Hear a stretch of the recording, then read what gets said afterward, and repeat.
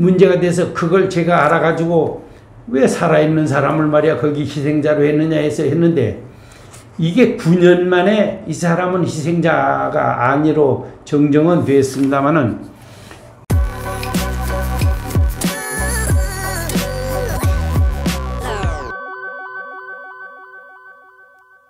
사삼 관련해서 좌파에게 던지는 질문 16번째 질문입니다. 남로당 남제주군 대정 면당위원장 이운방은 4.3의 성격을 뭐라고 말했는가? 그런데 이운방이라는 인물이 누군지 좀 설명을 해주셨으면 좋겠습니다. 이운방은 그 대정업 출신으로 돌아가신 지가 한 5년 정도밖에 안 됐을 겁니다. 한 90세 훨씬 넘겨가지고 돌아가신 분인데 남로당의 대정 면당 위원장으로 밑에 조직부장 김달삼을 거느리고 있던 사람입니다. 꽤 고위직이었네요. 아, 그렇죠. 그리고 상당히 그 지식층입니다. 네, 그렇다면은 이 이운방이라는 분은 나중에 전향을 하신 겁니까? 안 했죠.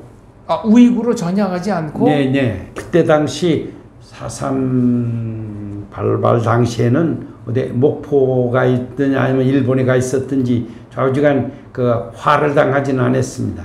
그러나 그 3월 1일 그 3.1 사건 당시에 그 대정면당 위원장으로서 조직부장 그 김달삼이를 제주의 도당에 파견도 했고 그 파업 같은 것도 하고 그 다음에 그 모금 운동도 하고 이러한 아이디어도 이 도당에 제시하도록 이렇게 한 분이거든요. 이분이 그 책도 냈습니다. 이분이 그 좌파 언론하고 인터뷰했는데 그 이재삼 RM 수다라는 책으로 나온 건데 거기에 보면 이렇게 있거든요. 주동자는 빨갱이지 목적은 공산통일이고. 네, 그리고 최종 목적은 공산주의니까 뭐 이런 얘기도 그렇습니다. 하네요. 그 이제야 말함 수다라는 책은 제주도 사투리로 이제는 말할 수 있다. 네. 이제야 말합니다. 이제 그런 뜻입니다. 네. 이제 말합니다. 말씀드립니다. 이런 뜻인데 그 책에 보면 그렇게 나와 있습니다. 나와 있는 걸로 봐서 지금 새파란 사람들이 뭐 4.3을 얼마나 알겠어요. 그런 직접 주동한 그런 사람들이 그 사람은 뭐 직접 관여는 안 했다고 하지만 그 3.1 사건 당시에 남로당 면당위원장이니까 그 사람도 김달삼이가 과격하게 그 4.3은 일으키지 말았어야 되는데 했다. 이 사람은 그런 이견을 가졌던 것 같긴 한데 아무튼 남로당 핵심이 그렇게 평가를 했으니까 그보다 더 알 사람이 어디 있습니까? 4.3을 일으키지 말고 6.25 때까지 참고 있다가 했으면 더 효과가 컸을 거다. 뭐 그런 식의 얘기를 하는 거네요. 그러니까 대한민국을 어떻게 하면 효과적으로 무너뜨릴까 그 생각만 했다는 거 아닙니까? 글쎄 그거는 제가 잘 모르겠습니다만은 아무튼 그 김달삼이가 무모하게 그렇게 했다. 이렇게 좀 김달삼을 비판하는 입장이었다. 나중에 4.3이 난 나중에. 네, 책의 내용 다시 한번 정리하겠습니다. 남로당 남제주군 대정면당 위원장 이운방의 발언입니다. 4.3의 주도자는 빨갱이로 봐야지 최종 목적은 공산주의니까 그들의 우선 목적은 통일조국 건설이고 그럼 여기서 말하는 통일조국이라는 것은 역시 공산당의 통일이죠. 공산주의로 통일하는 것 알겠습니다. 근데 좌파에서도 그 통일운동이라는 건 주장하는데 무슨 통일운동이라는 말은 안 해요. 그때 당시 주장한 게 자유민주 통일이라면 문제가 없는데 무조건 통일이라니까 그러면 어떤 통일이냐? 제가 보기에는 남로당은 공산통일운동이었다 이렇게 보는 겁니다. 알겠습니다. 4.3 관련 좌파에게 던지는 질문 17번째 질문입니다. 1947년 3.1 사건을 총지휘하고 4.3을 주동한 김봉현은 4.3의 성격을 뭐라고 말했는가? 이 김봉현이 누구냐부터 조금 설명해 주십시오. 예, 김봉현은 그 한림면 금왕리 출신이거든요. 네, 일제시대 때 일본으로 건너갔던 사람이죠. 예, 그렇습니다. 네. 일제시대도 건너갔지만 타삼 후에 네. 일본으로 도피했죠. 오사카 간사이 대학 법학과를 졸업한 사람입니다. 네. 상당히 에리트죠. 또 일본 공산당 출신이고 제주에 들어와가지고 지금 있는 오현중학교 전신인 제주제일중학원의 역사교사로도 활동하다가 제주도 민주주의 민족전선 그 문화부장으로 3.1 사건을 주도했습니다. 이 사람이. 네. 그래서 검거를 피해가지고 4.3 후에 일본으로 도피해가지고 거기에 가서 조총련 오사카 지부 서열 4위로 활약하다가 네. 저서로 여러 가지 책을 많이 남겼습니다. 그 중에 제주도 인민들이 4.3 무쟁 투쟁사라는 것을 김민주와 공편했는데 여기에 보면은 그 선전포고 관계도 상세히 나와 있고 그런데 여기에 보면 제주 4.3은 조선민주주의 인민공화국 창건을 위한 투쟁이었다. 이것을 한 3군데 이렇게 써놨습니다. 그러니까 자기가 4.3을 주동하다가 도망간 친구고 자기가 그렇게 얘기했으니까 이 사람이 정확하게 알지 요즘 여기에 남아있는 젊은 아이들이 뭘 알겠어요. 당사자가 아예 그냥 까놓고 이렇게 얘기를 한 거네요. 예. 네. 그러니까 뭐 두말할 것도 없죠.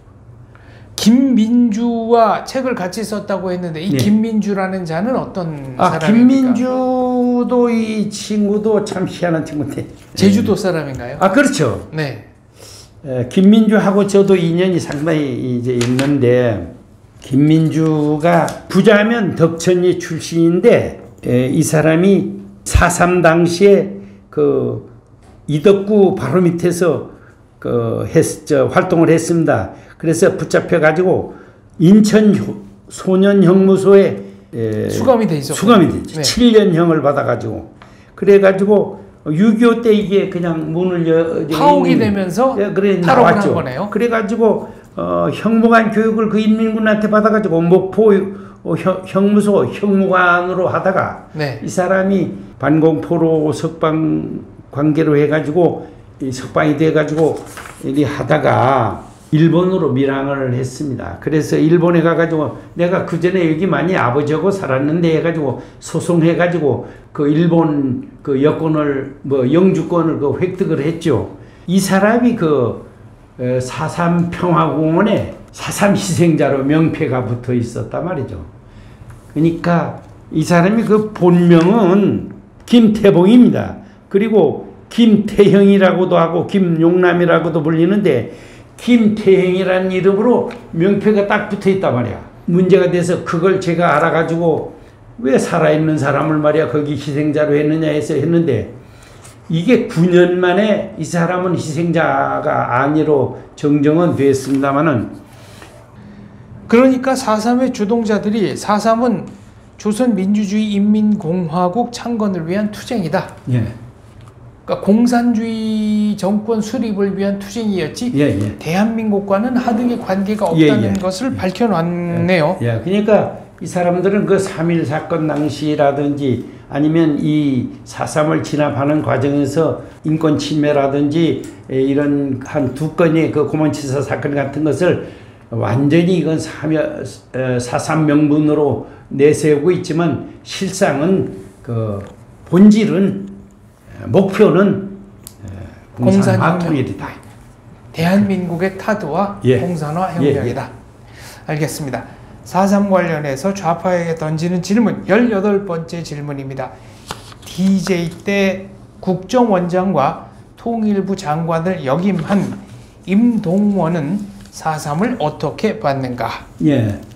그 임동원 씨가 혁명전쟁과 대공전략이라고 하는 책을 썼습니다. 육사 교관으로 아마 있을 때인데 대위 때인가 그때 썼는데 그 책에 보면 4.3은 그 제주도 반란이라고 제목을 이렇게 했습니다. 근데 그 책을 쭉 보면은 첫 번째로 이 남로당이 그 선전선동하는 방법은 이 공산화가 되면 부자 가난 없이 아주 잘 살 수 있다. 이것은 지금 그 4.3 때 직접 경험한 사람들은 그때 학교 선생들이라든지 다 그런 말을 뭐 수시 들었다는 겁니다.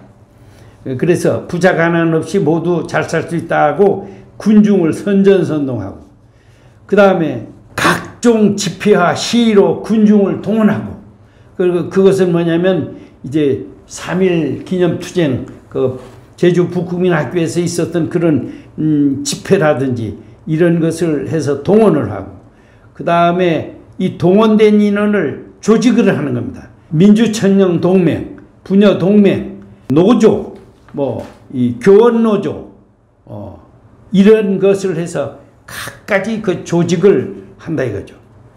군중을 조직하고, 다음에 일제가 은닉한 그 무기 등을 발굴하고, 경찰서에서 습격해가지고 거기서 무기를 획득하고 해서 차츰 그 무장하고 훈련하고, 그래서 이젠 게리라전을 전개하고, 다음에는 최종적으로는 6.25와 같은 정규전에 이제 연계시켜 가지고 결과적으로 대한민국을 전복해서 공산통일을 달성하기 위한 혁명전쟁의 일환이 그 4.3 게리라전이다. 이렇게 이제 그 이론을 살펴볼 수가 있습니다.